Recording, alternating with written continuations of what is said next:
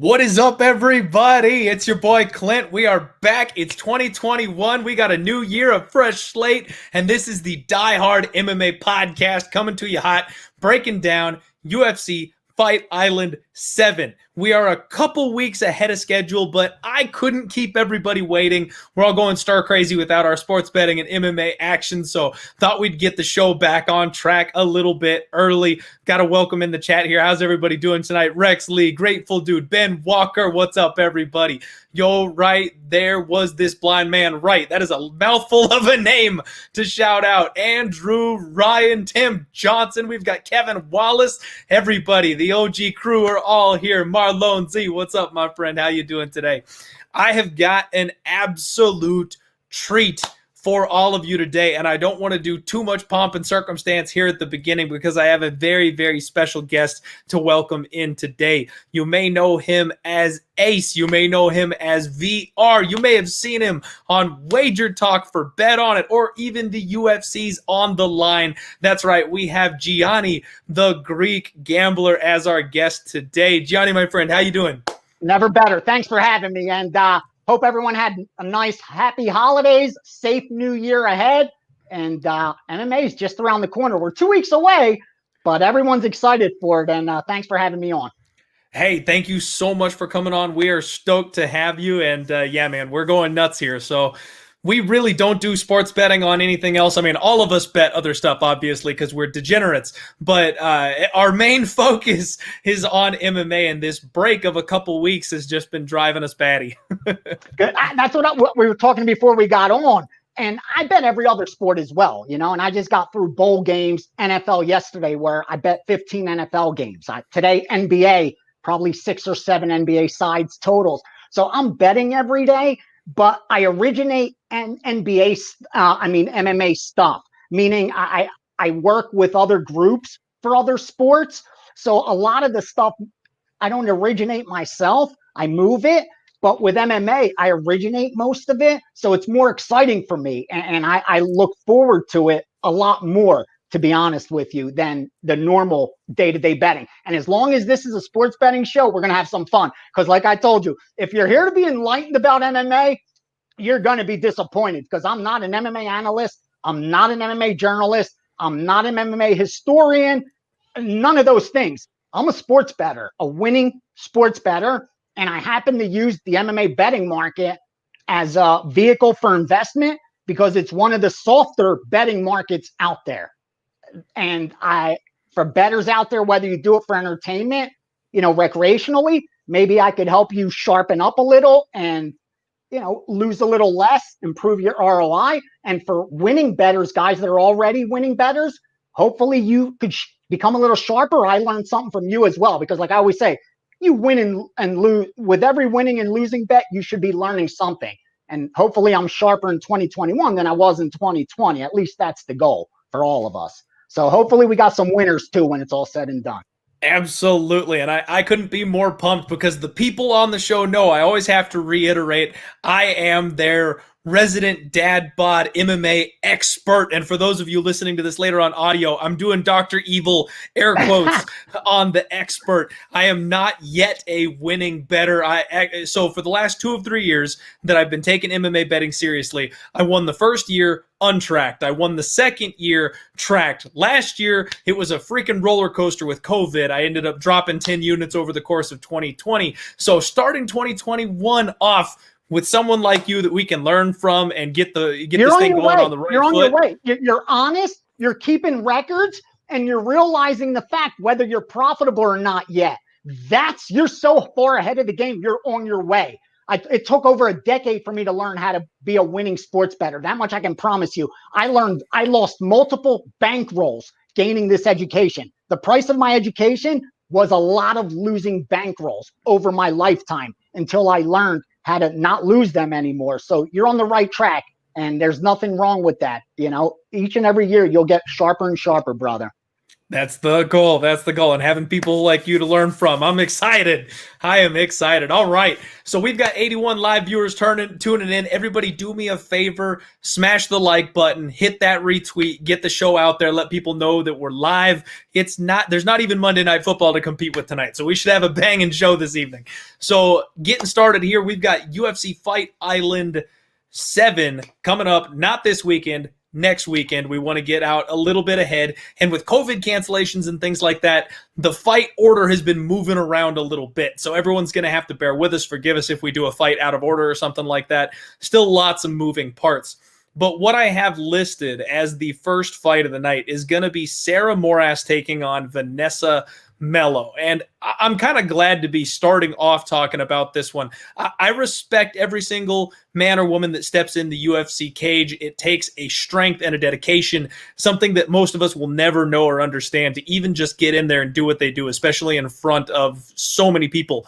But this is probably the biggest bum fight on the card. This has got to be a loser leaves town type of matchup. I mean, you've got Sarah Cheesecake Moras as a minus 230 favorite right now, and she's a 500 fighter. She is 6-6, I want to say, is her professional record, and she's won in her last 5 fights. She's got 1 victory in her last 5 fights. Now she's taken on Melo, who is really just as bad. She's very short for the division. She's got these big, thick running back thighs, but she loads up on her overhand right, and that's really the only offensive tool that she has.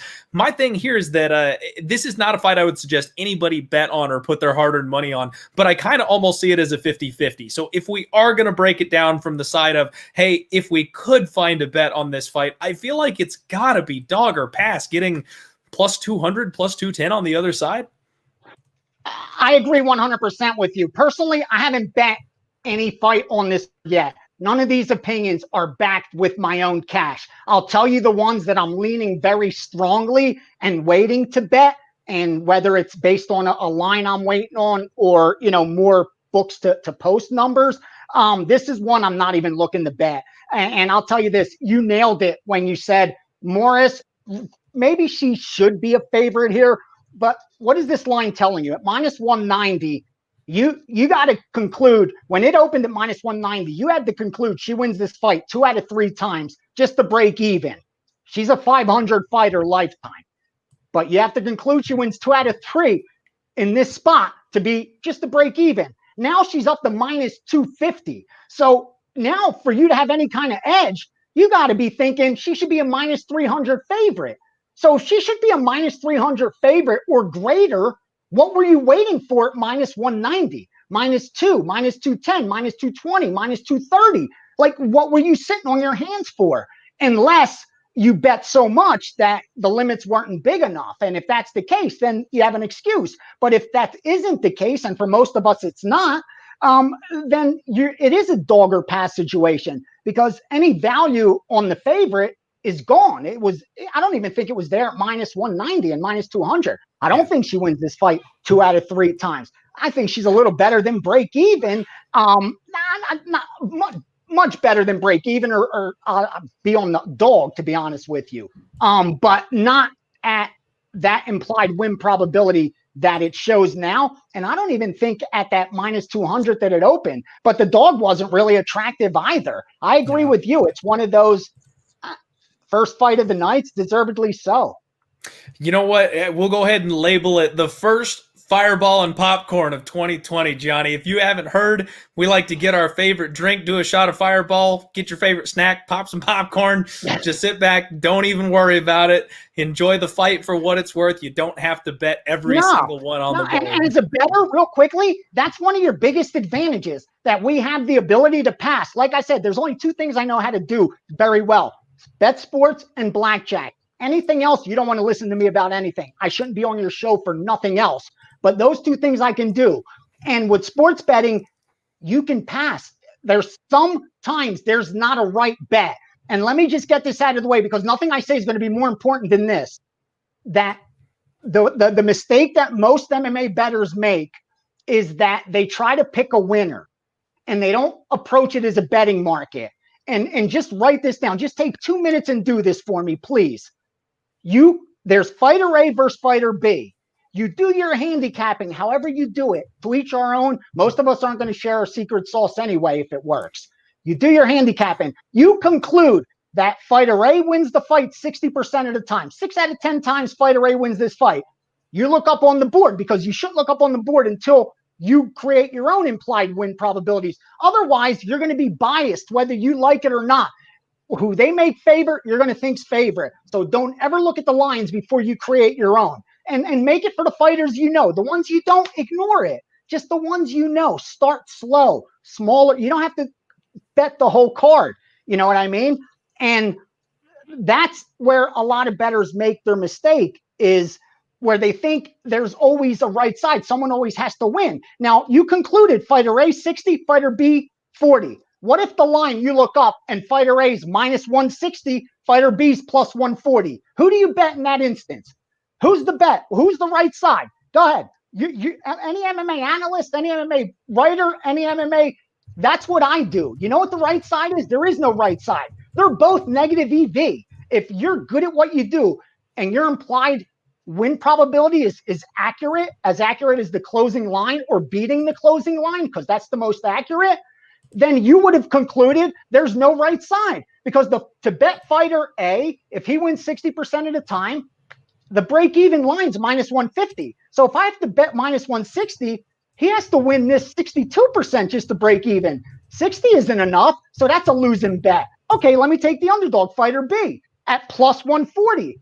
Plus 140, you got to win now 42% for that to be profitable, not 40, 42%. So again, you're making a negative EV bet. There's no right side. They'll go out there and fight. There will be a winner. People will cash tickets. And the result is the outcome of good luck or bad luck. It had nothing to do with an edge. It had nothing to do with an inefficiency in the betting market. Continuing to do that will not make you a winner long term. You simply got lucky or unlucky.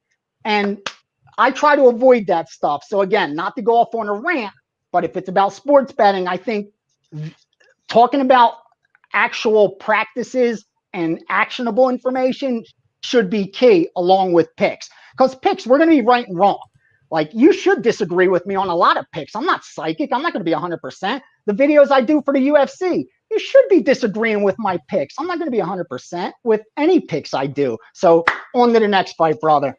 I love it. I love it. And that's a lot of the OG fans of the show are going to appreciate. I've been saying very similar things to that for a long time. People jump in the chat and they get pissed off when you get a fight wrong or something like that. And I've been trying to focus on bringing down the number of fights that I simply don't have to put action on. That's a focus of mine for 2021. Protect your bankroll. Protect your bankroll. That's your, like, you got to protect it. It's a war, and they're your bullets. You don't want to run out of them. I got to shout out my boy Rockstar Z. He calls them good soldiers. You got to send those good soldiers out. You want them to bring back some additional with you. One, because I always call it a war. It's a war with bunch of battles along the way. The war never ends. We're going to fight this forever until we pass. You know what I mean? Or sports betting ends. But it's just a ton of battles. Hopefully you win more of those battles along the way. I like that. There you go.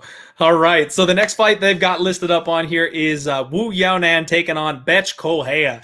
Now, Bethe is 37 years old, very physically strong. She's got that Brazilian booty, all lower body, big, huge, muscular, very tough to control, heavy top game. If she gets you on the mat, she is more than capable of taking you down and staying on top of you. She's a little heavy on her feet, though. Even though she's primarily a boxer, she doesn't have the sharpest boxing that we've ever seen. She's a mid-tier fighter, if we're being honest. The UFC actually released Bethe Correia back in August of last year, and she is returning as a retirement fight. They extended her contract for one more fight so that she could retire with the UFC, and it was originally scheduled for December 5th. So that one's going to be taking place a couple months later because of a positive COVID test. Now, Yanan, this girl is she goes by Mulan. She's intense. She's a young up-and-comer. I really like what I see from her. Nice footwork. She always flurries, attacks and combinations. Good head movement. She rolls well with punches, and she finishes a lot of her combinations with kicks. She always attacks the legs. She's got good clinch knees,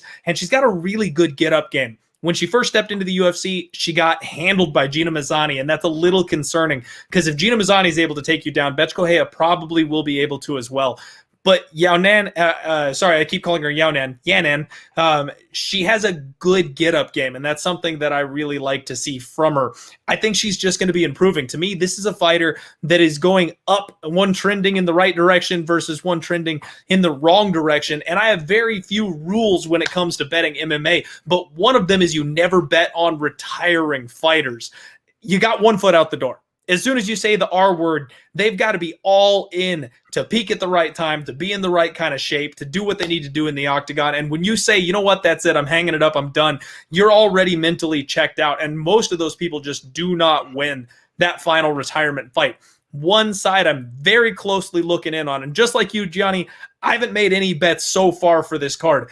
I'm looking really hard at Wu Yanan as a bet for UFC Fight Island 7. Can you tell me anything about this one? How do you feel on this one?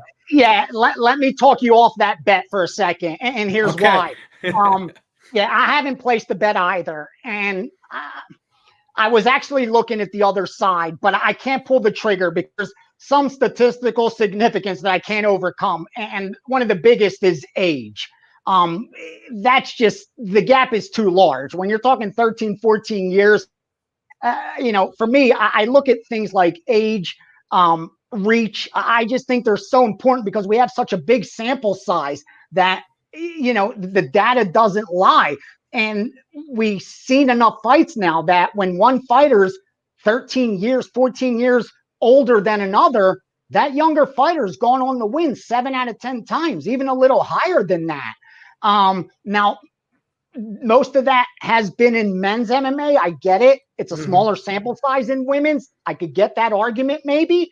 So that is why I haven't pulled the trigger. But here's what I don't like about betting the favorite here. Prior to her entrance into the UFC, and she's 1-2 in the UFC. Her one win was an armbar, first round armbar. I believe there's a lot of randomness to finishes like that. Absolutely. But if you look at her record prior to entering the UFC, other than fighting Yana Kunitskaya, who she lost to by finish, by knockout or TKO in the second round, she fought no one. She got 10 wins against fighters who were combined 2-6. So these 10 fighters had 8 pro fights combined amongst them. So I just haven't seen the caliber of winning at this level to make me want to lay anything with her. If she was an underdog, I could see the argument. Betch is older, 13 years older. I gave you a good stat. Those fighters tend to lose a lot. But she's in an underdog role, Betch, right now, or at least even money. And I just don't see where I want to lay a price with the favorite in this spot. That's the only thing not to talk you off a bet. I never want to talk anyone off a winner because she should go out there and win. She's the favorite. You're supposed to win this fight. But I just think there's a lot more questions. At 24, there's a lot of time to answer them. And I think in a few years, if they fought this fight in 2 years from now, this line would be, I think, a huge discount. I'd be all over the favorite. But I just haven't seen enough to justify her in this favorite's role right now. That's my only argument. That's a completely fair take. For those of you who aren't looking, I always use shout out to bestfightodds.com. That's the website I pull up to look at the market moves for MMA. Right now over the market, we've got Wu Yanan about a -120 favorite on average, -125 in some spots. And Bethe Correia is an even money underdog, +100 mostly across the board, some -110s out there. And, splitting hairs, man, because the edges are small. Believe me, even though in MMA as a bettor, you could find bigger edges. It's one player sports. There's not so many moving pieces, where with football, you have 11 offense, 11 defense, 11 special teams, 33 moving pieces and backups. You're not finding big edges, bro, unless you're fooling yourself. You're not. You're picking off small edges over long periods of time. That's how you make money betting other sports, team sports. But in MMA, you find bigger edges. I think that's the key. But just seeing her in a favorite, and again, 120 slight favorite, but she opened 140. Then Betch went to favorite for a little bit, and then it flipped. So it looks like it seems like bettors seem to be taking whoever's the underdog. Yeah, and I can't so much argue with that. I mean, Betch, she's got obviously a higher level of competition. She didn't do well in the UFC, but she's fought some really big names. I mean, she fought Yeah, her resume yeah, is there. It's there. exactly. And realistically, this is a big step down for Bethe Correia. And really, the reason more of why I was looking to fade her is, like I said, I don't have a ton of rules or angles in MMA, but betting against older fighters, betting against retiring fighters, those are two of my bigger ones. And that's why I haven't bet her, even though, like I said, I don't think the favorite should be. It's not a bet almost on. It wouldn't have been a bet on Betch. It would have been a bet against. You know what I mean? You. A favorite, and it's not worth doing for me because, again, the age, the retirement, all those factors that you touched on, which are too difficult for me to quantify. I can't quantify that. What's that worth to the betting line? That's why I say I love listening and watching MMA analysts, and there's so many great ones out there on YouTube. Seriously, I watch your show. I love it. I learned so much from you guys because I don't know the stuff you guys know. I love like Saftik. I could listen to that guy. Gotta love Saftik. I could listen to him break down MMA all day. Seriously. Like, you just throw a name. The guy knows everything. Like, that's awesome. That, like, I don't know the game like that, but to me, it just isn't necessary to know it like that. Like, if you can't quantify to me, what's the difference between if you tell me he went from ATT to Fortis, okay, what is that worth to the betting line? If you can't tell me what that's worth to the betting line, to me, that information is pretty much meaningless. If you can't quantify that, like, I can tell you what a half point's worth. You know what I mean? Like, whether you should buy a half point. I can tell you whether you should, what those extra 2.5 minutes are worth when betting MMA, depending on the weight class, whether you should go, if you're betting the under 2.5, or you should bet the yes or no. Like, there's some edges in efficiencies that you can pick off, but I can't quantify those type of things. Like, how do you quantify retirement? You can't. Yeah. Yeah. Okay, so I love that. That was fun. I mean, really, so we're looking at Wu Yanan. Maybe if we can get that line to flip again. Maybe if we can get the even money underdog spot. But for now, we're going to put it in the pass bucket. She was a dog. She may get there again. Maybe so. I don't know if there are enough people out in the world that are lining up to bet Betch. That's fans. No, not enough fans out there. Not enough Brazilians betting it. Exactly. So next up, we've got Austin Lingo taking on Jacob Kilburn. And everyone's got to bear with me a little bit. Like I said, these fights are out of order for me, so I got to find my notes every time I get the order here. Me too. Yep. No rush. So it's funny you mentioned Fortis MMA because that's where our boy Lingo comes from. He's training out of Fortis, and even though they're one of my absolute favorite gyms in the world, they've had a bit of a rough run lately. They're not doing so hot at the moment, which another thing for you, we can't really quantify that. Like, if the gym as a whole is kind of slumping a little bit, what does that mean to the number? It's an interesting thing that honestly I haven't thought about until now. So it's something I'll have to put some more effort into going forward here. One thing he does have, though, that I really like is nice tight boxing. He keeps his hands up nice. He's got a hard 1-2. He likes to cut his opponent off in the cage. It's that aggressive forward stalking motion. I really like to see that. He doesn't chase his opponents in the octagon. He walks them down. He cuts them off. He makes them go where he needs them to be in order to attack. He's got good, solid submission defense, fast hands. Honestly, I like everything I see from Austin Lingo. Jacob Kilburn, really awkward striking. This kid is really, really unusual on the feet. He throws everything with bad intentions, though. He's always a threat for the knockout. He's got this surprise head kick that he doesn't set up, but it comes out of nowhere. He changes levels really, really well, but he's kind of uncomfortable when he's on the ground. He does keep his hands low, which I think is really a big opportunity for Lingo here, because he will just walk forward and throw from the hip constantly. Now, Kilburn is 0-2 against UFC level competition. He's got poor defensive grappling. I got to feel like this is a Lingo spot. The only problem is I don't know if he justifies the line. He's sitting about minus 225 right now. The comeback on Kilburn is about plus 180, plus 185. And I gotta side with the favorite here. But again, I don't know that I necessarily want to lay that price tag with him. I don't have an opinion on the side. I wanted to know your opinion on the round total, because here's why. Like I told you, I bet all the other sports, and I move some steam for some groups.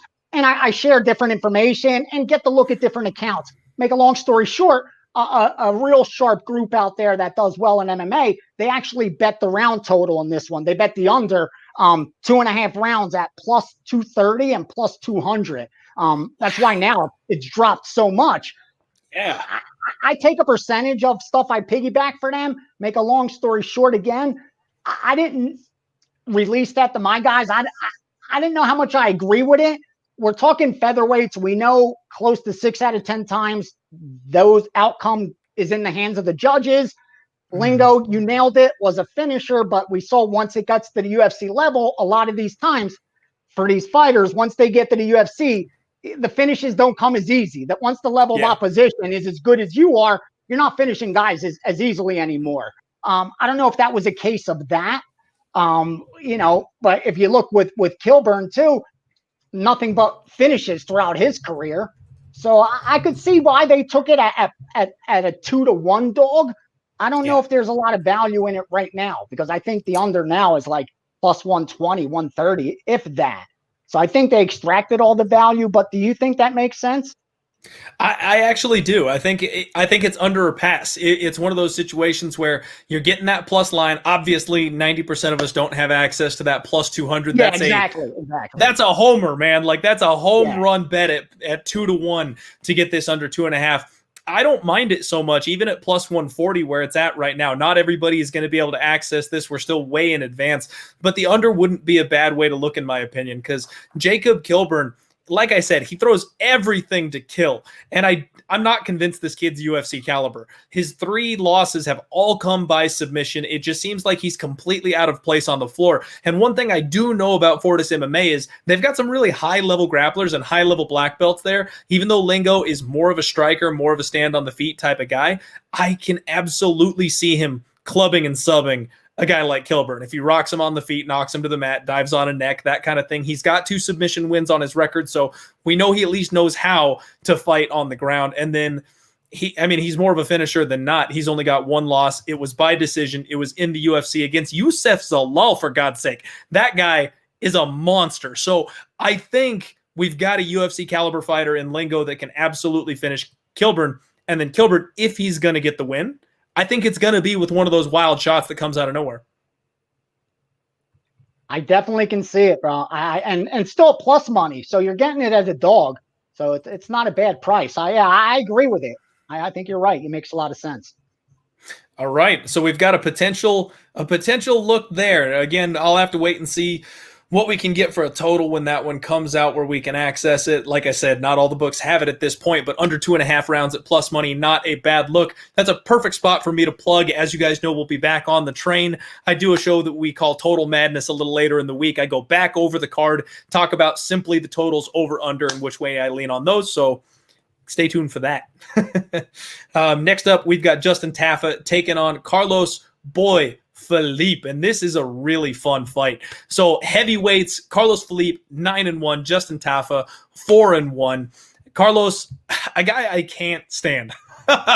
He's one that his attitude, the way he kind of does this at his opponent mid-fight, there's just something about him that bothers me. He's a little too high on his own brand for what I've seen from him in the cage, but there's no disputing the fact that he's improving. He's got fast hands, good boxing, very athletic for a big boy, great head movement, and a really long jab. I like the way he works the body. That's something to me that's super important. You see higher level fighters, they chip away at their opponents by working the body, working the gas tank.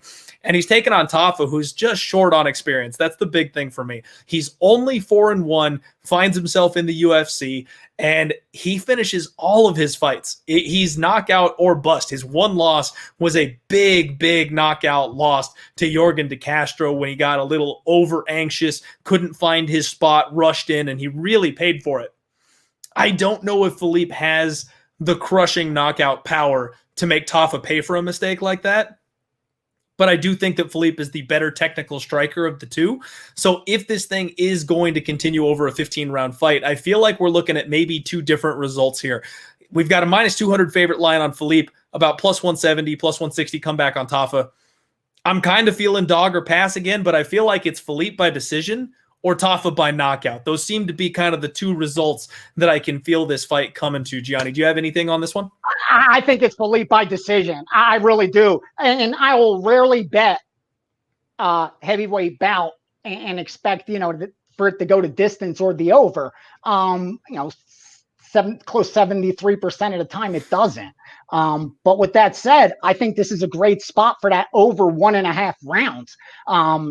Again, when fights end, there's a 30% chance of it ending in round 1. By round 3, that's cut into half. There's less than a 15% chance of a finish by the time it reaches round 3. So that's why I don't mind betting the unders. Even if I expect a finish, I don't mind the unders 1.5. And if I like an over, there's even more value there. And because this is a heavyweight bout, I think that's why you're getting that 1.5. I agree with you. I don't think Big Boy's got that power like De Castro did to get Tafa out of there quickly. The only problem is you're going to be holding your breath for 7.5 minutes with heavyweight. I mean, that's the bottom line. It was like, you're going to hold it for 7.5 minutes. You will be holding your breath. But some of the hardest bets to make end up being the easiest to cash. And the easiest to make are the hardest to never cash. You know what I mean? The ones you're most confident about, you're like, what happened? And the ones you're afraid of end up cashing easy. As far as the minus 200, I do think he wins this fight 2 out of 3 times. I don't see with Tafa, it's like what you said, where Tafa has to finish him. Like, you know what I mean? All right, he's a southpaw, not a lot of volume, less than 4 significant strikes per minute. He is accurate. That's one good thing. But I don't see him getting Felipe out of there. I really don't. Felipe's got a hell of a chin on him. Yeah, he's boxed as well. So, I think it's going to be hard to land flush on him. I just think he's going to be able to extend this fight past 7.5 minutes. And if he does that, it's a high probability it goes to a decision. Like I said, you get out of that first round, it's highly likely you're going to go to a decision. I mean, more times than not, at least. And I think this gets out of the first round, and I think we get an over 1.5. And I like the Felipe side. I just haven't been ready to fire the minus 200 yet. But believe it, I am getting close because the path to victory seems to be one way for Tafa. And the more I'm seeing of Felipe's boxing, I'm just not sure he's going to land that punch. Like, if that's your way to win and you're not going to land it, I'm, in boxing all the time. The Bronze Bomber we just saw it with. Yeah, you got that killer hand, but if you don't land it, Fury's going to walk you down. I'm right there with you. And like I said, I don't know why, but I just don't like Carlos Felipe. I know what you mean. You gotta cut that out when you're betting, though. And I've been staring at it, going, I need to bet this guy, even though my personal view is getting in the way. But I like that over, even at minus 155. It's so funny. We're so trained that with the heavyweights, it's knockout, knockout, knockout, and these guys go over 1.5 all the time. The over 1.5 in the heavyweight fights is a spot that I really like. Makes sense. All right, we got another potential spot there, side and total. We're getting some good info here. We got 197 live viewers. What's up, everybody? I see a lot of people jumping in the chat. I am trying to keep up here with my guest. I apologize that we're not doing as much of the interaction, but got to give the shout out here on that one. Thank you. So we are having some fun here. This is odds.com. Make sure you subscribe if you haven't already. Smash that like button. I am joined by Gianni The Greek Gambler, our esteemed guest today, to break down UFC Fight Island 7, and we are having a good time with it. I also do need to shout out my other sponsor, GOATCapitalSports.com. Check them out on Twitter at GOATCapital_. I do MMA. Everything else, I'm just a degenerate on and can't really promise you much of anything. So go check them out if you want any information on some of the other sports. And I also want to shout out my boy, Jimmy the Bag. He does a show with some guests himself breaking down college football. They destroyed college football this Saturday. I think they had a 40-unit winning weekend amongst all 4 cappers on the show. They're going to be on right after the Diehard MMA podcast to break down the college football championship. So make sure you come back and tune into that as well. Next up, we've got Nassourdine Imavov taking on Phil Hawes. And this is one that I am really excited to talk about, Gianni. I can't wait. I hope you've got some lean one way or the other here, because I'm pretty stoked on this one. Imavov, Love what this guy brings to the table. Very light on his feet, manages range well. We have seen him panic wrestle a couple of times, but he's got that strong wrestling in his back pocket that it's not necessarily the negative that it could be. He likes to get his opponents up against the cage, bully them up there, really good use of underhooks. He's got good elbows in the clinch, and he's got these nasty front chokes that you just don't see coming. When you get in those scrambling situations, pardon me, he dives on those things quick, and they are dangerous. He's got a 75-inch reach, so he will have a 2-inch reach disadvantage here against Phil Hawes. And Hawes, this is your classic power fighter. I mean, dude is physically strong. He's athletic, explosive, hits really hard, and he's got these chopping leg kicks. I do like those. But one thing that concerns me is he's so reliant on the finish. This is a kid that I've actually actively been looking for an opportunity to bet against because he's got some gas tank issues with all that heavy muscle and power. I feel like he's flashy. I feel like he's got the style that's going to catch a lot of eyes. And once again, he's set here in the favorite role about -160. He opened up about -185. The underdog Imavov +140 at this point. And I think this is another dog or pass spot. I think Imavov might be the guy to be able to weather that early storm of Hawes, grind him up against the fence, use those underhooks, press him against the cage, get the blood pumping in those big arms, wear them out, and then basically take this guy into deep waters and drown him. I'm very interested in the dog here. What do you think? I agree 110%. He's on the strong leans. I have Imavov at +140, and looking at that, I just think Hawes is going to attract some money. I will not be surprised to see Megatron get some love at the betting window, and this line may go up. That's the only reason I haven't gotten involved, because it opened as high as -175 at the first book that tried to create a market. Now, you've seen some limit bets come in on the underdog, and I agree with you. First, I love that he's so much younger. I mean, once the fighter crosses that 30, 31, 32 age, again, I know a lot of times we hear that reaching their athletic peak, the data just doesn't support that. I mean, there's certain years that most of the wins come, and there's a lot of misconceptions out there. And personally, I just follow the data. Like, for me, that's what it all comes down to. I try not to really even trust my own eyes. That's why I laugh all the time. And please, I'm not knocking no one. Please, I hope no one's that insecure. Seriously. But like, I hear all the time in MMA world, like, I went back and looked at the tape. I looked at the tape. Watched the tape. Like, please stop putting that out there. Like, what do you mean you looked at the tape? And what did you uncover looking at the tape that now makes you want to bet? Like, what in the betting market did you watch and see in that fight?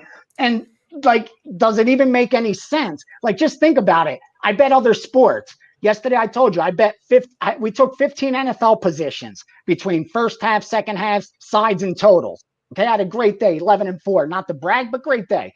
Now, that's not the reason I said that. The reason I said that is because I made 15 bets. Now, okay, maybe if some were on the same game, but I had to at least touched on 10 games, right? So that's 10 games, 2 teams per game. That's 20. What am I going to do? Go back and watch each of the last 3 games for each of the 10, 20 teams? How am I ever going to place a bet? How am I ever going to find time to find value? It just doesn't make sense. And every night there's college basketball. There's 300 plus college basketball teams. I have to follow the data. What am I going to bet a college basketball game? Before I bet it, I'm going to go watch the team's last 5 college basketball games that take 3 hours. I'm going to actually take 15 hours to watch Team A, then take 15 hours to watch Team B. The game will be over by the time I go up to try to place a bet. The result will be in. I don't even have time to You got to be an MMA specialist to have the time to go and watch. I won't even be able to do my homework. So that's what I'm saying. So I live in the real world, man. I live in the world where I wake up every morning, I have to lay 11 to win 10. It's been a difficult thing, and it hasn't been all that long that I've actually been winning, and I lost for a long time. And I know people are going through what I went through, and if I could help them avoid a lot of the mistakes I made and make their journey a little bit easier and quicker, I'm all for it, dude. That's why I say this stuff. It's not to knock anyone or make myself sound smart. I'm not educated or some intelligent guy. I just know sports betting because that's all I've done my entire life. Yeah. It's more a product of environment of where I was raised than anything else.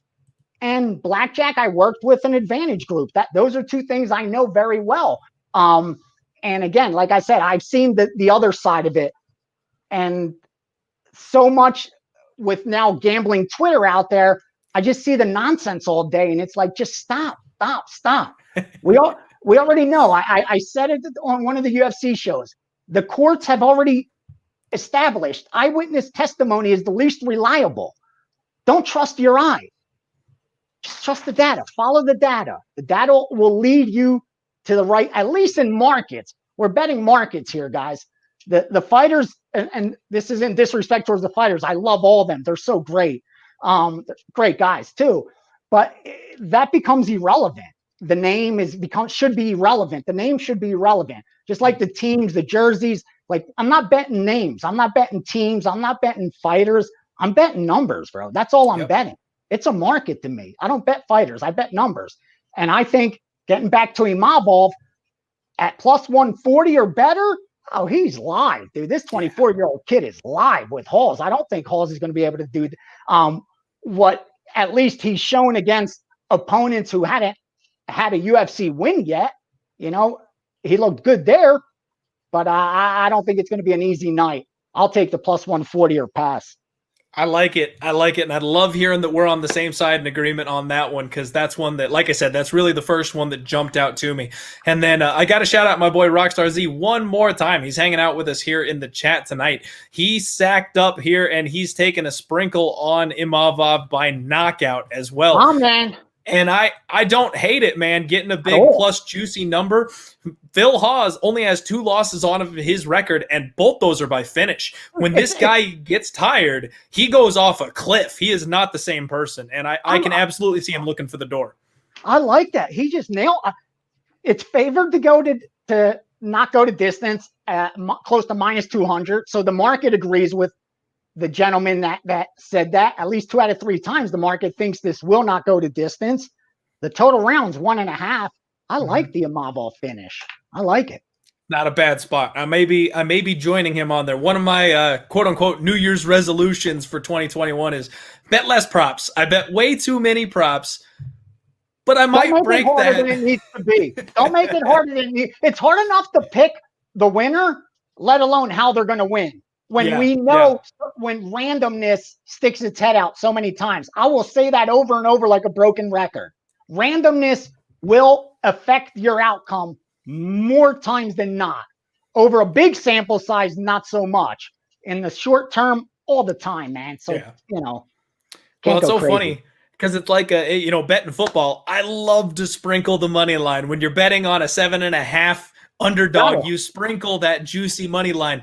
There's no such thing in MMA. You're just picking win or lose. So then when you get into the round props, the knockout, the submission, like the luck and the randomness involved is so wild. It's not the same thing as just, hey, on the final drive, do they fall into the end zone or not? Like that's all it comes down to in the other sports.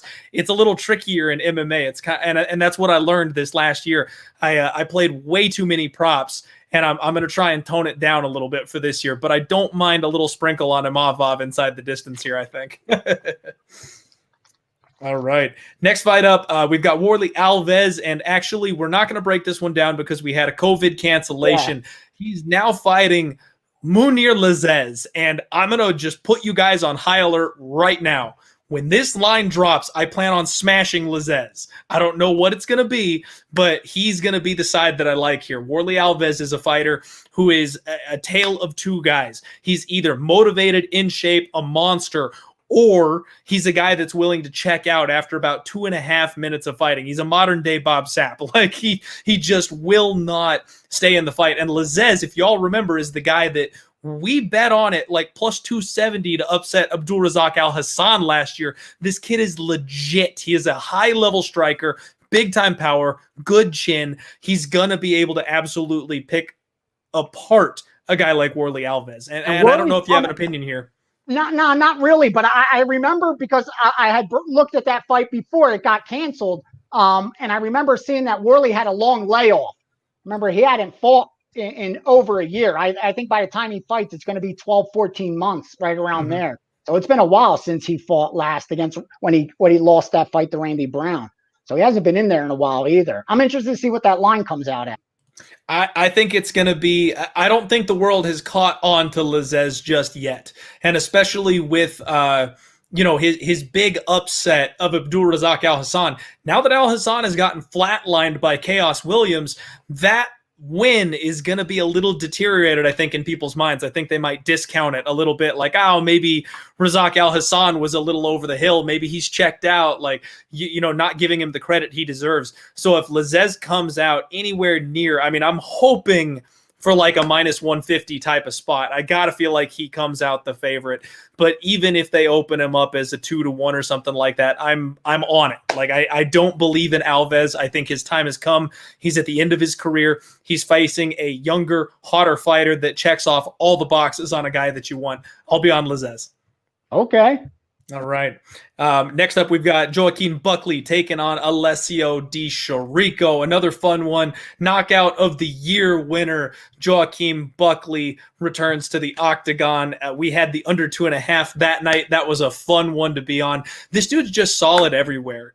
He's extremely fast, big pop in his punches. I feel like he might actually be able to drop a weight class if he wanted to. He's just a little undersized for the division. But I feel like the UFC is setting him up for another highlight here. He's got Alessio Di Chirico in front of him, who, let's be honest, he's solid everywhere, but he's not great anywhere. Like, he does everything well enough. He's UFC caliber, but he's mid-tier. He just doesn't stand out really anywhere. I don't see Di Chirico giving Buckley a problem at any point in this fight. And if you recall, Alessio Di Chirico nearly won his last fight, one of my worst bad beats of 2020. We had a bet on Alessio Di Chirico. It was 1-1 going into the third, and he took a head kick with literally 1 second left on the clock to lose the third round on the judges' scorecards and lost a unanimous 29-28 going the other way.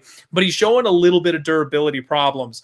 Because of that, with the power we know Buckley's got, with the speed advantage that Buckley is going to enjoy, I think he's the rightful favorite here. And he's sitting currently, I mean, the secret's out on Buckley after the knockout of the year. You're not going to get a discounted price on this kid anymore. He's about -270 with the comeback about +225 on Alessio Di Chirico. How do you like this one, Gianni? That's the problem, man. When you do something as incredible as what Buckley did and it catches fire and goes viral, the value's gone. I mean, at least for a little bit. And as a bettor, that's the only thing I'm looking for. And I hate to put it this way, but at least until he's beaten or really doesn't have a good night, like where questions come out, you're not going to get the best of it. Like, you got to look either fade and probably wait late and wait for bettors to drive the line up, because that's what's going to happen. I mean, this line opened 275. It got bet up to 325. Now, up at 325s, 350s, I'm sure you're going to see some sharp guys come in and bet the Alessio side, because the line is too high at that point, meaning the break even is going to be around 75% or so to have any kind of edge. You got to conclude it. He wins over 80% of the time. And as non-dominant as Alessio is everywhere, as you touched on, where he's not better anywhere, I'm not too sure you could conclude that Buckley wins this fight. If they fought in your backyard 10 times, he's going to win 9 out of 10 times. And that's where the problem is. The flip side of that is he's young. He's got momentum. He's got confidence. Those are things you can't quantify. But as a bettor who's been betting as long as I have, rest assured, they matter and they exist. And especially in one athlete sports, where the mental side is so much bigger than team sports, because you're going to affect so many different people in different ways. But with individuals, it becomes personal. It's very different.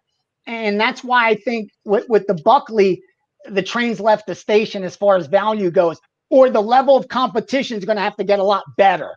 He doesn't necessarily have to have a bad night. He doesn't necessarily have to get beat. That'll derail the hype. That'll derail at least the hype and the overvalue stamp. But that doesn't even have to happen. The level of opposition has to improve. Because, I mean, we saw even against Jordan Wright. He opens minus 180, closes minus 250. I mean, after that Buckley, after he had that finish where he was an underdog, remember, he closed close to a 2-1 underdog. Now you're having to lay 3-1 on him. That's a big difference. Like, the role has reversed, and you're not going to get value on him. And again, let's not forget, he was a 3-1 underdog to Holland. You know, so it's not as if he's been in this favorites role over and over and over again and produced a ton of money. So I think he's the rightful favorite. I think he wins this fight. Like you said, I just don't see the betting value in it. And even adding into a parlay, which is negative EV anyway. I guess maybe because it is, you could just toss it into a parlay. Maybe he could do that, but I don't see the line value at minus 275, 300. I just don't. I'm right there with you, and that's something that I actually got to tip my hat. I learned from you on the other shows that you put on is you've got to be aware of like the Patriot tax. You know what I mean? When someone does something in front of everybody, that number's not going to be what it should be. Should Buckley be minus 175? And sorry, not to interrupt you, but that's what happens. The spread becomes the great equalizer. And as a bettor, that's all I could ever hope for. Like, just because I get, like, you nailed it, the Patriots. For a while, the books know they're going to get bet on, so they're going to add a premium to them. Instead of making them -7, they're going to be -8.5, -9. Me as a bettor, I'm going to want to bet that underdog. I'm getting 2 points better in the NFL. It's the best you could ever hope for. Now, that don't mean they're going to go out there and not cover. That doesn't mean I'm going to win that bet either. They still got to go play the game. The randomness is going to nod its head like we always say. A lot can happen. But my job's to place good bets. After that, my job's done. Yep. And I think with Buckley, he's not in a position right now where the market's allowing you to place a good bet on him. That's the problem. And if you're going to have to try to get creative to do that and figure out, let me see if I could find a cheaper way by method of victory, now you're making it harder than they need to be. You're playing psychic instead of sports better. And we know how that turns out, you know? So again, I love what I see in Buckley. And as the competition gets better, there'll be chances for us to bet him. It's just not right now. Agreed. And that's, I don't mind the look on the parlay. I do think he wins this fight. The line value isn't quite there, like you said. Parlays aren't always super, super EV when it comes to MMA. But I don't mind it so much with this one. I do see him winning. Maybe a sneaky look for me. I do kind of end up being a little contrarian with some people because of, like what we talked about, public perception, and I guess we should call it the McGregor tax in MMA. But I think maybe a sneaky look would be the over 2.5 in this spot. You know, he's gone a decision 4 times, if you count his loss, and that's all Alessio Chirico does is go to decision. And the kid's never been knocked out before, so even though he got clipped in his last fight and dropped, he didn't actually get knocked out. That chin has held up. Might be a sneaky spot to say, hey, we're not going to bet the side, bet the total. You're getting plus 105. Now you're thinking like a sports bettor, honestly, not like an MMA fan. Like, wait a minute. The narrative is he's a killer. The narrative is if he touches you, you're lights out. He's favored, so he should win this fight. How should he win this fight? He's going to by finish. You're not going to get a good price on that. If that's the narrative, you're almost never going to get good value there.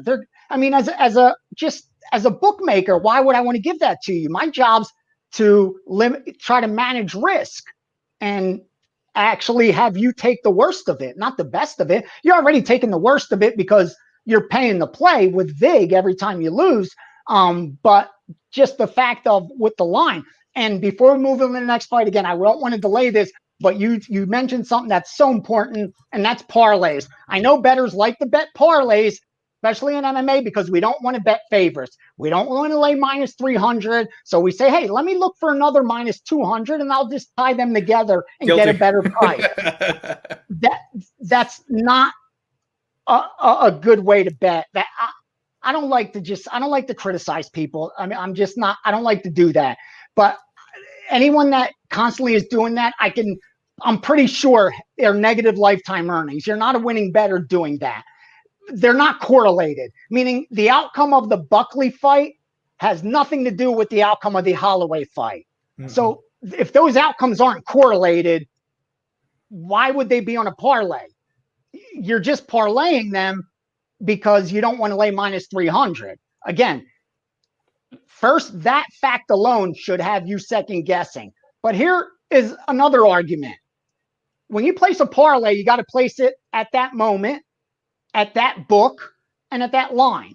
Like if you bet a 3-fighter parlay, a 4-fighter parlay, a 2-fighter parlay. And we already know, as an optimum sports bettor, we're supposed to shop for the best lines. We're supposed to bet at the optimum time. How can you do that if you're forced to put all your plays in at one time at that one book? It's contradictory to everything that a winning sports bettor should do. Like, so there really shouldn't be an argument. And again, if you're doing it for entertainment, parlay away, baby. Play those lotto tickets. I hope you cash them and crush your bookmaker. But if you're betting hard-earned money and you're really trying to be a winning sports bettor, lose the parlays. I don't care if you bet $5 to win back $1. So much better off than betting $5 on 2 minus 300 fighters. Long term, you'll do better. You really will. Agreed. Absolutely. Something I'm adding to my list of working on in 2021.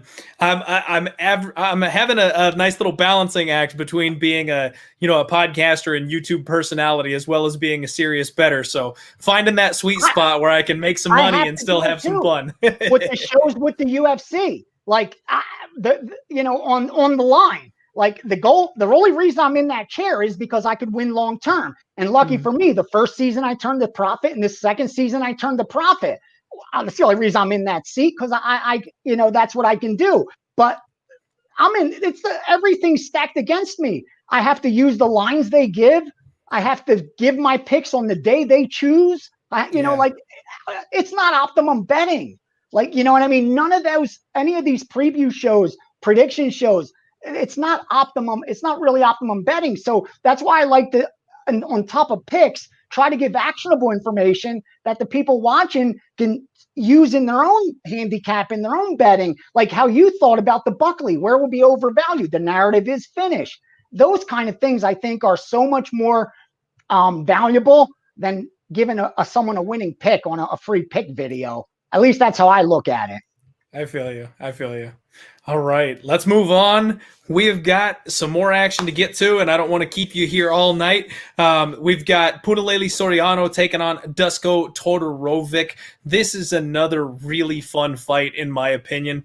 Todorovic is really just kind of the next big thing. They're making him out to be that, he's capable of grinding his opponents up against the fence. He likes to work the body, good knees, keeps his hands low, though, and really relies on that chin. He's got a nasty body kick, and he's one of these guys that seems to redline. It's like he gasses out, but he can always dig deep and keep pushing. So as much as it looks like he's having gas tank problems, he still kicks his opponent's ass even when he's tired. So it's not something I want people to jump all over and be like, oh, he's got a bad gas tank. He really doesn't.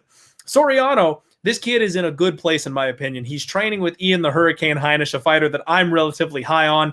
Fast hands, explosive. He swings for the fences. He's got some big knockout power. He scrambles really well. When it hits the ground, he's capable of getting this thing to a favorable position, get on top of his opponent, and he's got some nasty ground and pound. And honestly, he's one of these Hawaiian warriors that I absolutely love to put money on. There's certain things. Now, again, like, I hope nobody ever takes this the wrong way, but when it comes to your genetic makeup, there's an actual thing with, like, race when it comes to fighting. Yeah, there is. Hawaiians, Mexicans, they've got chins, durability. Offend away, brother. Offend away, because it's true. You got to be aware of it. Like these Hawaiians and the Mexican boxer kids that come from Mexico. I mean, look at Brandon Moreno. You can hit them in the chin with a 2x4 and they're not going to drop. And that's something that I have spotted, and I love to back these kids because when you've got an opponent who's a knockout threat and you go, but he's fighting a Hawaiian,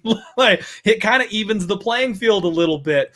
He is coming off of a suspension for a potential concussion, which is a little bit concerning, but I do think that once again, we might have a live dog on our hands. This line opened up as a pick'em, and nothing but Todorovic money has come in. I can understand him being lined the favorite. I can understand him opening as a short favorite. But now that we're looking at the line where it's at, I think there's some value on the other side. How do you feel about this one, Gianni? 100% agree with every single word you said. And it's Soriano or pass, and I'm not passing. That's one of the bets I'm looking to make. And the only reason I have it is because, as you touched on, I'm seeing this line move up. At one point, it dropped. Someone must have fired away and got a good price. But it had gotten up to like minus 200 at one point. Ooh. Just not enough outs had it available, to where you could get down enough. But I got a feeling this line will climb back up. Now, how high will it get before I get involved? I'm not too sure, because again, it's not like sharp groups are working together. Everyone's, out racing against each other to get the good numbers. But I think you could take advantage of the Todorovic skewed data here too. If you look at the significant strikes for him, it looks like this guy is he's just going to throw 600 punches a minute and could just keep going and going. I mean, he lands over 8 significant strikes, 67% connection rate. Look where it happened and how it all happened in 1 or 2 fights. That's skewed. And in this case, I really think Soriano you're not going to be able to just walk through him. I saw him in the Contender Series, bro, in 2019. And it's exactly like you said. And if you're getting offended, then like I said, I apologize. But you're 100% right. There are some nationalities, call it what you will, I don't know, that there's a toughness to it.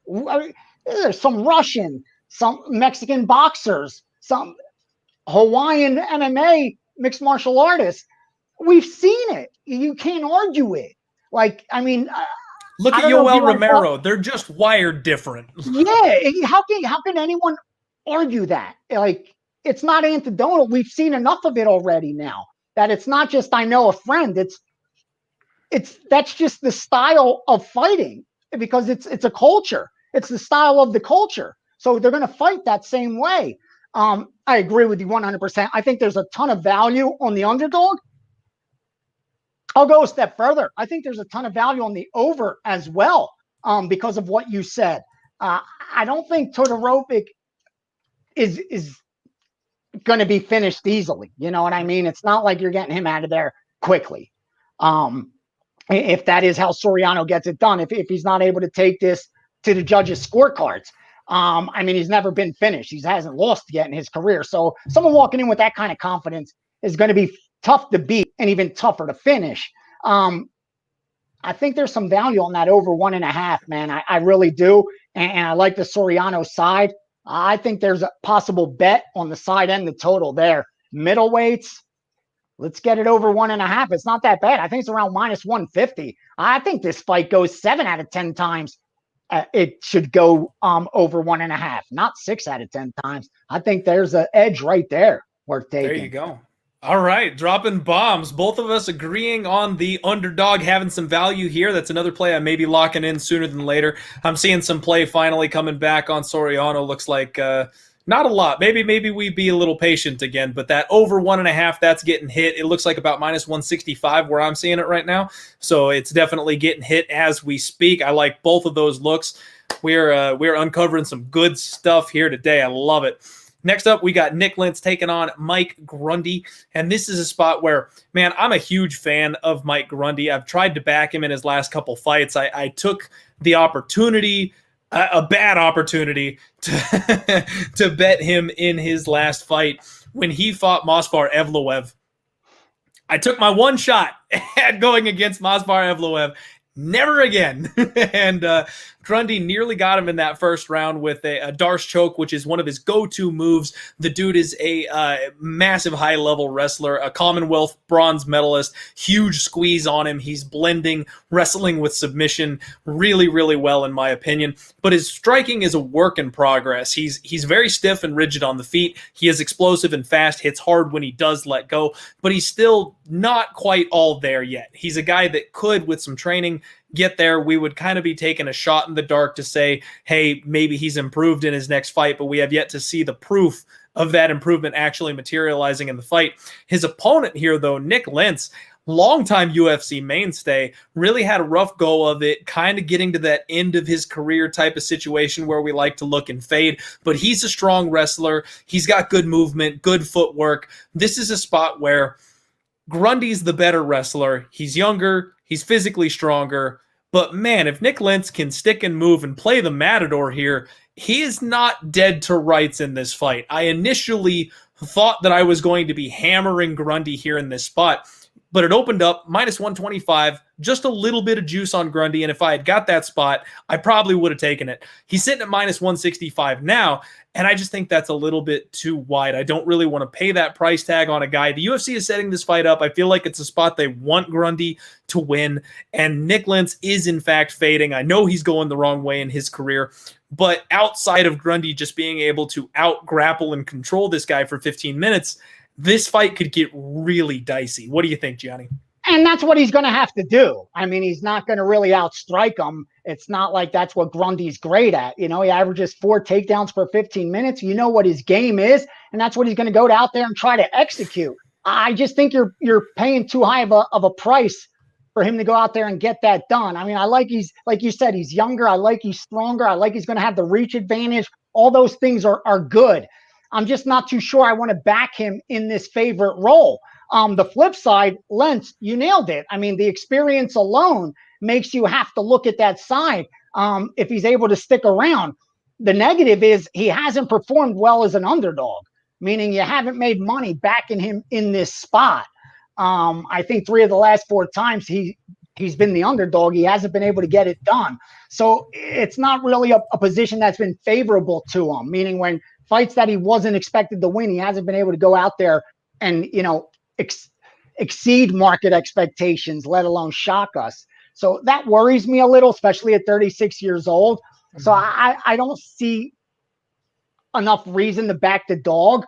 But it seems like a stay away fight for me. Even with the round total, it wasn't anything I really wanted to get involved in when I looked at it. What's it at? 2.5, 2 to 1. You got to lay minus 200 to the over. I should go over, but I don't want to lay minus 200 for that privilege. It looks like a pass.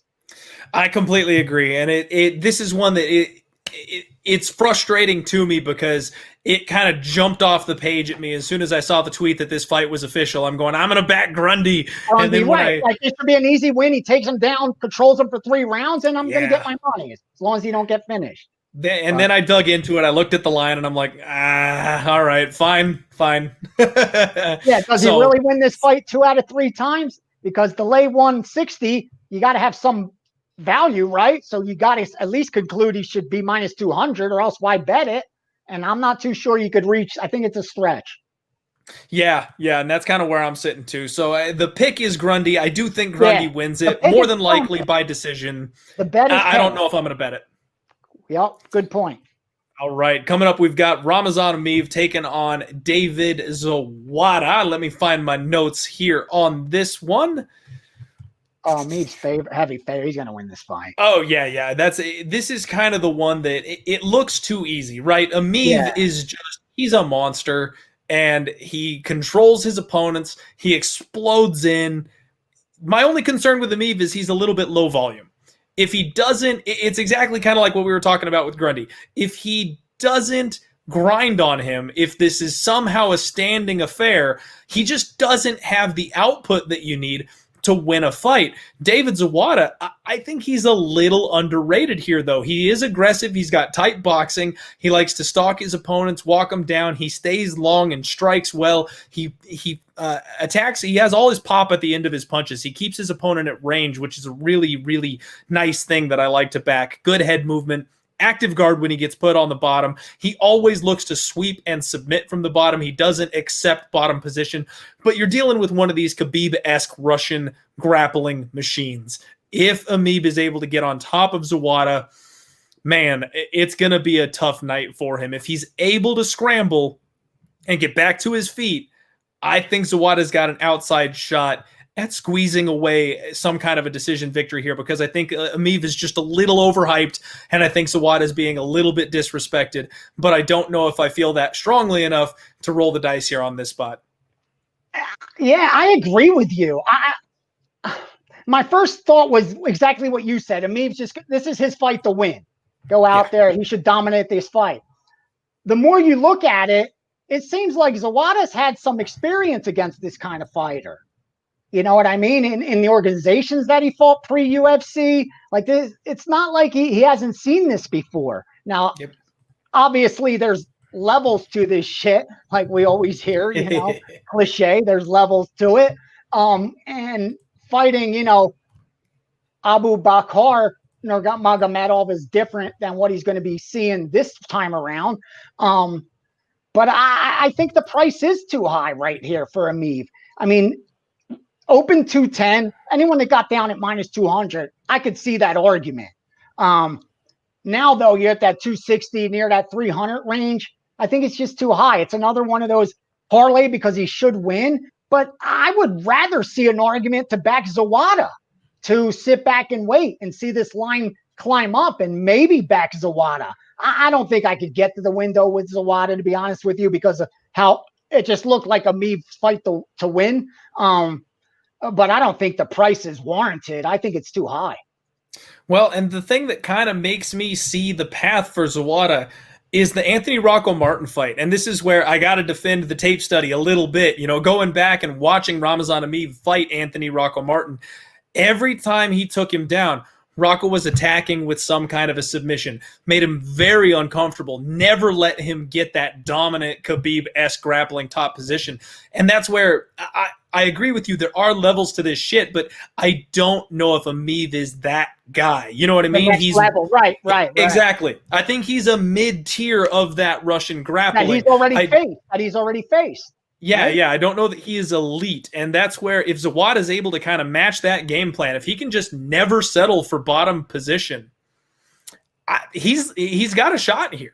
He's absolutely got a shot here. So, like you said, I want to sit tight, see where this goes, because the money more than likely should just be pouring in on Imavov. It seems too easy. It's gonna. Yeah. And like you said before, if it's too easy, it's too easy for a reason. So I think this might be a spot where we sit back, see what happens. Not promising I'll roll the dice, but I think David Zawada might be a sneaky underdog here. Yeah, this is a high price, man. Imavov, if you look at through his UFC career too, even if you look at the prices throughout, this is high. Yeah. Based on his level of competition, what they were, what the lines were then, and how the result was. I just don't see where it's justified, to be honest with you. I don't think that it is. And he beat, what was his last opponent? Nicholas Stolze. He beat Stolze, who, he's not bad, but he's completely untested in the UFC. And that makes him a minus 250 favorite now because he beat a kid in his UFC debut. I don't necessarily agree. And then looking at the stats, Imavov averages 2.29 significant strikes per minute, and that's with that ground control. When he's wrestling, he doesn't do anything. There's not a lot of ground and pound. There's not a lot of activity. And then Zawada averages 3.38 significant strikes per minute. So if this thing is in any way contested on the feet, he's averaging a full significant strike per minute more than his opponent. Simple. Zawada versus Stolze. I mean, I got Zawada over Stolze. Then it's an easy bet. Imavov opens a -2. He was a -240 against Stolze. He got bet up by the market a lot higher. The market steamed him up. And again, then the bettors decide. The odds makers opened them at like -240, 250 back then against Stolze. So that's where it's sitting here around now. You could get Zawada at that same price. It just makes sense. Other pass. Gotta be. Dogger pass. I like it. And we'll see. If that line gets wider, it might be a play. All right. We're closing in on the good stuff here. Unfortunately, the Ricky Simon fight is off the board. We now have Carlos Condit taking on Matt the Immortal Brown. This is an old man fight. These guys, both of them are, retired and then returned from retirement. Not one that I really have any interest in betting. I've been on the wrong side of both these guys because they've been so up and down, so inconsistent in their careers. Carlos Condit was absolutely one of my favorite fighters for a very short term. I do think he's got more gas in the tank here. Matt Brown's body is just so worn down. I mean, the dude's got vicious power. He's good everywhere, but he can't take a shot anymore. And I think that's kind of the biggest key here. The only problem with that is that Carlos Condit doesn't knock anybody out. He's more of a submission guy. He wears his opponents down, and if he doesn't land that head kick, he's got to out-scramble you on the floor. And he's kind of slowed down in that area as well. He hasn't submitted anybody in quite some time either. So if this thing takes place on the feet, I got to give the advantage to Matt Brown, but the durability is a problem. I want nothing to do with it. I'm not going to bet Matt Brown versus Carlos Condit. No, I haven't even seen a betting line, to be honest with you. I don't even know what the betting line is on this fight. I have no intentions of betting it. You're absolutely 100% on point. There's better spots to get your money down in. Like, the uncertainty with these two fighters over their last handful of fights where's the attraction in betting a favorite in this one or even betting the underdog? Condit's minus 160. This is a fight where, as an MMA fan, I want to watch it. Sit back, watch them fight. Like you said, great careers. They've given us some awesome moments inside the octagon, some great fights. But I don't see any betting opportunities. I don't see any value. I don't see anything screaming like, oh, this is a bet I got to make. He's a lock. No, Brown or Condit aren't jumping off the page as winning this fight. I don't think so, at least.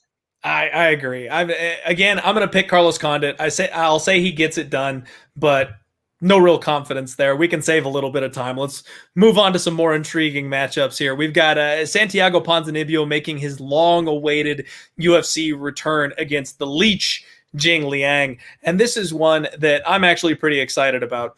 So we have got the Leech, who I feel like everyone's kind of a little bit low on after his loss to Neil Magny. But this guy fights long really well. He flurries with his attacks, nice leg kicks. He's got big power in short range. He can really pack a punch. Fires hard off of clinch breaks, which is something that I like to see. And he's another guy with really good head movement, rolls with the punches, good counter striking, very, very patient. He lets the kills come to him. He doesn't chase the finish when he's got his opponent hurt. And then Ponzinibbio, he's been sidelined with medical issues since 2018. Now, I know before he left, he was an absolute murderer. He was a killer, but it's been 2 years. He's getting older. He's been set aside with bacterial infections and bad arthritis issues. That's why he hasn't been fighting. Now he makes his return against Lee here. Ponzinibbio is going to have a 2-inch reach advantage, but looking at like the significant strike stats, Lee averages 4.51 significant strikes a minute and only absorbs 3.69. So he's outstriking his opponents by about a full significant strike. Ponzinibbio averages 4.27, absorbing 4.02. So he about takes as good as he gets, and he really relies on that power. With that long of a layoff, I know he's got that big-time death touch power, but Lee has a hell of a chin on him, and he's going to be in the right spot to roll and fire back with counter shots. I think the Leech is being a little disrespected here. I feel like we've got another live dog. We've got Ponzinibbio sitting about minus 280, and with that long layoff, I just can't get behind it. I'm very tempted on Li Jingliang at plus 240. Are you really? I haven't touched this fight because, again, it's the uncertainty on the Ponzinibbio side. Everything I have as far as that pre 2018 or 2019, actually, he fought till the end of 2018, but pre 2019, it's justified he should be this big of a favorite. With that said, though, it's what you touched on. He's now 34, not 32. Those injuries, how debilitating were they? What are they going to take out of him? From that fighter that should be this favorite, meaning the price we're being asked to pay on Ponzinibbio is based on that fighter on that we last saw November 2018. I'm not sure it's a price that's based on the fighter we're going to see on January 2021. And that uncertainty is why I'm not willing to lay the chalk. But on the flip side of that coin, if he's close to that caliber, still, if the injuries haven't debilitated him, if those 2 years off have been even a positive because he didn't take a pounding during age 32, 33, 34, which are huge for fighters if you look over the years of their career. The ones that don't get beat up, that's why the McGregor fight's going to be so interesting to break down in 257. But it's not always a negative when they're after 30, when they have the layoff. It isn't always let your body a negative. Heal up and recover. Exactly. It's just not knowing what that damage did.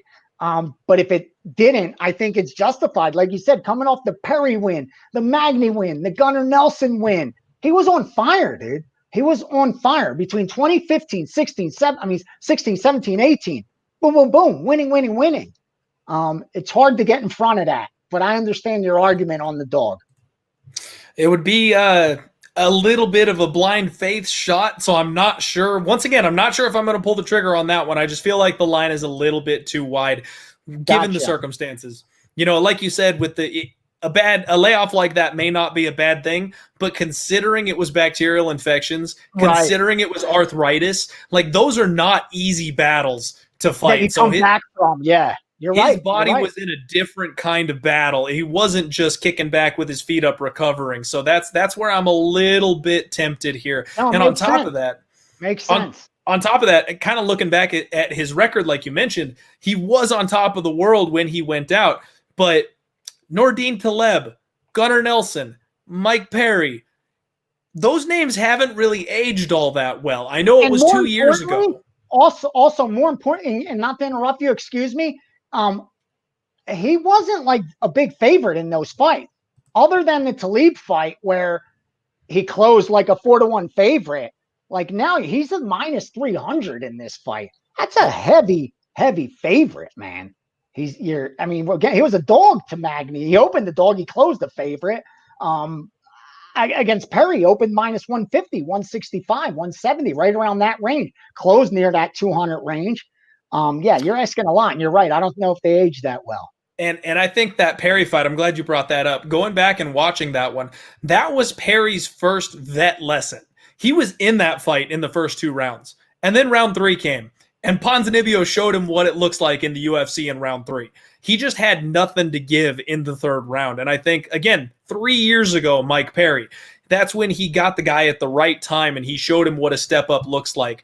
Jing Liang has had that step up. Jing Liang just went 15 minutes with Neil Magny. He made a bad choice trying to out-wrestle Neil Magny and gassed himself out. But if you look back just before that, he knocked out Elizeu Zaleski dos Santos, which was... he lit the world on fire with that knockout. That's a 22-7 fighter. That's a serious, experienced fighter that's just been a killer in the UFC, and he knocked him out cold in the 3rd round. I feel like this line is too wide. All right. So, possible underdog. That's all I seem to look at these days is underdogs. That's good. There's nothing wrong with that. I mean, there's only 2 sports where underdogs win more than MMA, and that's Major League Baseball and NHL. So you're not bad picking dogs. I like it. Can't wait for NHL to come back. All right. 2 more fights. This is odds.com. We've been joined by my man Gianni The Greek, breaking down UFC Fight Island 7 here with us this evening. Once again, make sure you hit the retweet button, smash the like button, subscribe if you haven't. We're talking to Mario Akhmedov and Tom Breeze about to wrap this thing up. Mario Akhmedov, just a grinder, man. This guy is just a grappler. I feel like he's fighting a weight class up because he got sick of cutting weight. If he gets on top of you, he can just maul you. He does have big explosive power, but again, he's another one of these low volume guys. If he's not exploding in for a big shot, he's not throwing a whole lot. He's got a big right hand, and he does everything with brutal intention. If he gets a hold of you, he can pick you above his head and slam you to the mat, but he never changes. If you've seen this guy fight once, you've seen him fight 5 times. Tom Breeze on the other side of this thing. This is the guy we've talked about for a couple of years now with the mental hurdles, the guy that quits backstage before the fight came out. He seems to have these anxiety issues, but it's almost like he put those behind him in his last fight. He came out, he got a good win after a bad knockout loss, but I will say, it was over a literal nobody in KB Bular, a guy who is untested. We don't know if he's UFC level, a guy that there's no tape on to study. That's who he got his win over. So is Tom Breeze back? I don't know if he is. He's got sharp, tight boxing. He's got a nasty left hand, good scrambling, sneaky back takes. I like what I see. The skill set is all there. But this is the kind of guy that I feel like Omari Akhmedov could potentially mentally break over the course of 15 minutes. This is another one that I'll be very interested to watch. I cannot trust Tom Breeze as a favorite, but I don't know if I can trust Omari Akhmedov even as an underdog at plus 135. Listen, man, I really do think Tom Breeze, you're getting a good deal on him right here. Okay. I do. I think he should be a minus 200 favorite or greater in this spot. Let's not forget, he closed almost that high against Brendan Allen. I mean, that's what the market concluded just 8-9 months ago. I get it. He lost that fight, but we just talked about not long ago that there's a lot of randomness to the outcome of one fight, of one game. You can't put too much stock in any single outcome. Granted, he got finished in the first round. Even more reason not to. The fight didn't go all that long. I think with Breeze, the fact that he has that attachment of, is he past that nervousness? Is he past that, those demons? Because we know he's got the potential. We keep hearing that. The potential's there. The potential's there. The potential's there. He's the total package. He can do it all. He just has to get past that mental hurdle. I agree with you. Everything I saw tells me he got past that. I get it. The level of opposition wasn't the greatest last time around, but he did what he was supposed to do. He went out there and got the job done in the very first round. I think it's another step towards now getting past that mental hurdle. But the fact we're talking about it is why I think we're getting this line at 150 and not minus 200. I think if that wasn't an issue, he's a minus 200 favorite in this spot. I mean, just looking over the course of his career, and again, not saying he's fought the biggest, but he closed a minus 500, 450 against Kelly. I mean, again, not the highest level of opposition, but a minus 500. It's a big favorite. So again, I think you're getting him at a discount because of the question marks. And personally, as far as I'm concerned, they appeared to be answered. He went in there, he did his job and did it well. Okay. All right. I like the take on that one. And so you said you feel like he should be a minus 200. It looks like the line is moving that way. Tom Breeze is getting hit. Are you waiting on something? Are you waiting on information to come in, or what's the spot look like? I thought it was going to, because I like to release them with my subscribers when they're able to get down.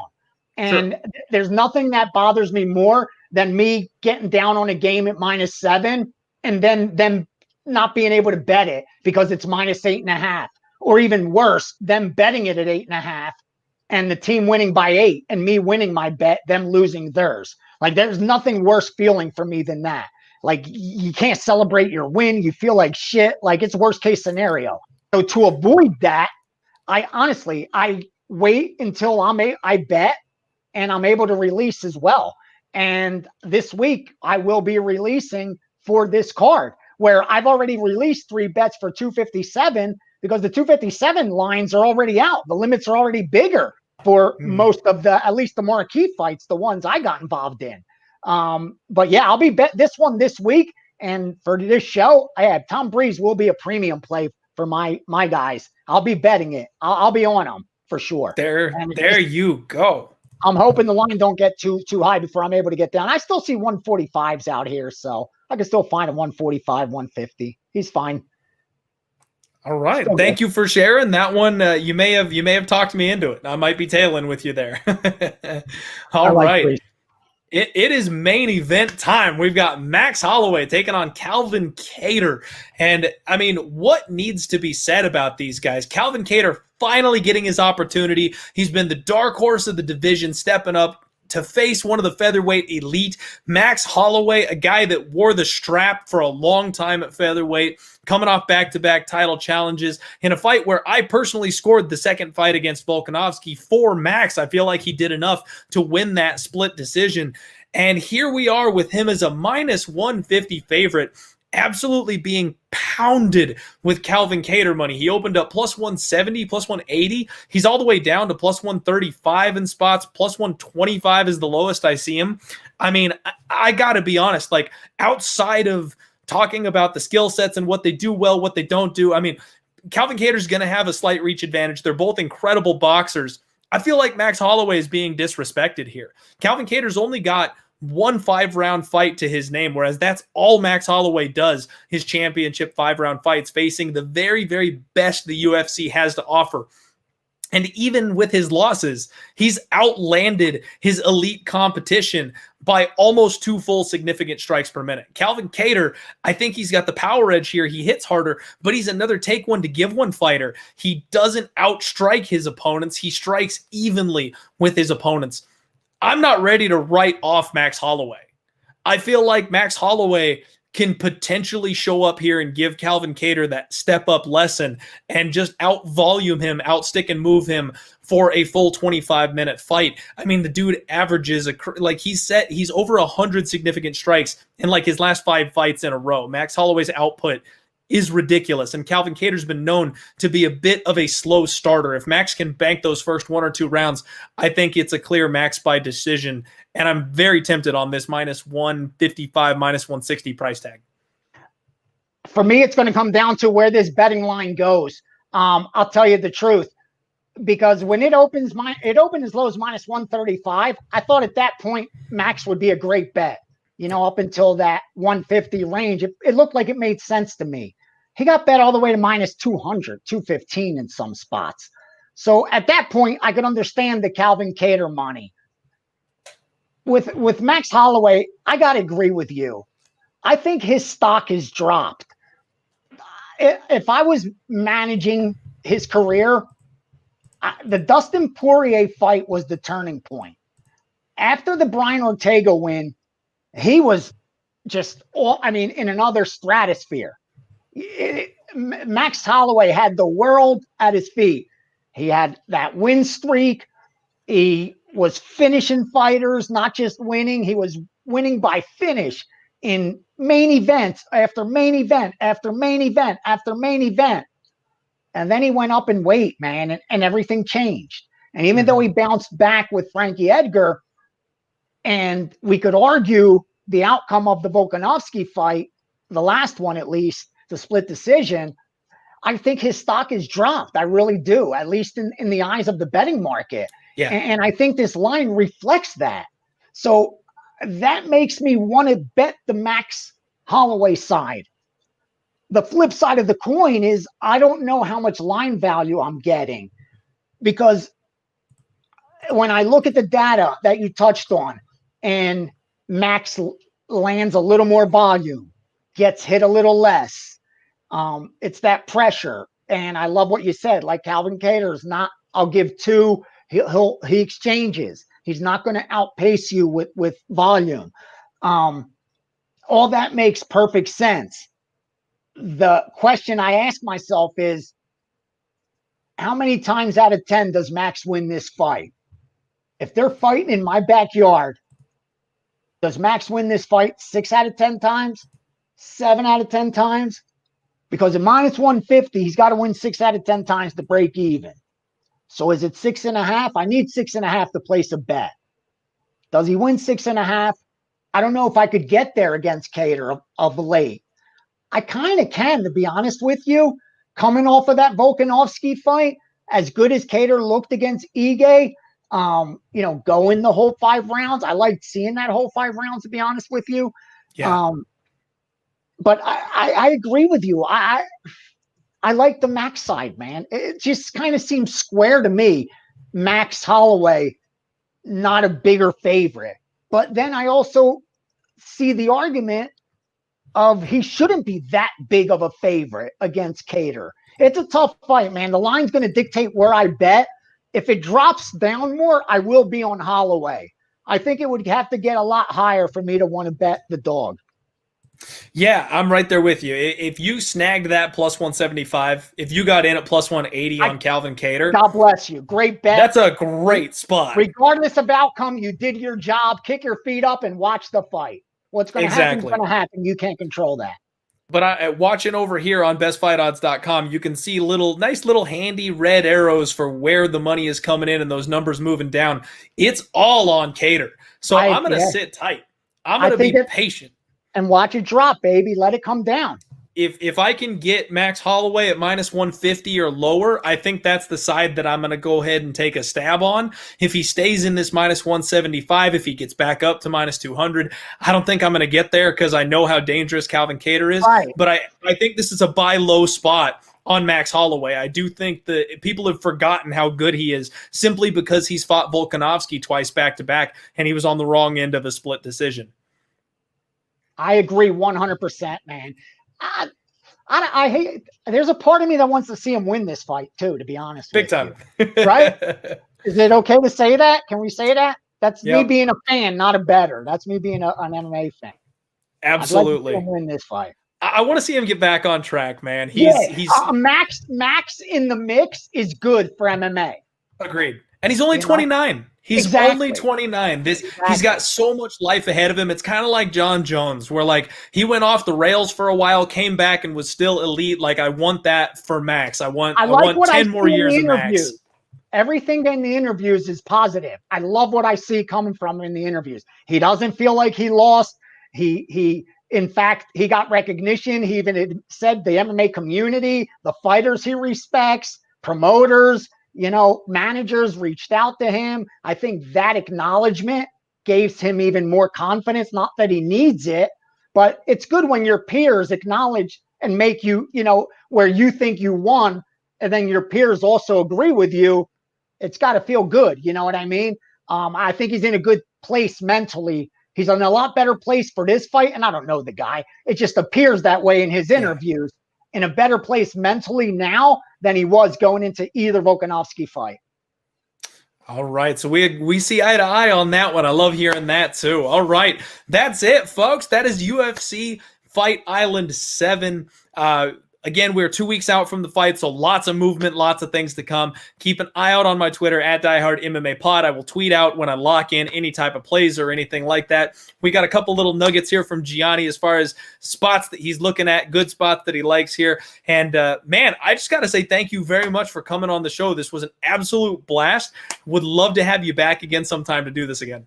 Thanks for having me. I'd love to come back. And honestly, next time, if you could lead it into the week of the card, like I'll have some gold for the followers. Like for your viewers, I'll try to share some gold with them, like pieces I've already placed. Because nothing worse than coming to the table and sitting on the fence. Like I like to tell you what I'm on, and at least strong opinions. And I prefer to give opinions I backed with money. Unfortunately, I haven't backed yet here, but I will be on Breeze. I will most likely I'll be on the over in the Felipe Tafa. I may be on Felipe, but I will definitely be on the over 1.5. I'll be on Breeze. I'm going to be on the under 1.5 in Hernandez Vieira. And over 1.5 that Todorovic Soriano. I'm probably going to jump on that with you that you talked about. And a couple of those dogs. So we got some action for this one. Yeah, we got some good spots I like to see. Gianni, I just once again got to say thank you very much. We appreciate your time. Man, the floor is yours. If you want to shout out, if you want to let the people know where they can find you, anything like that, go right ahead, man. Now's your moment.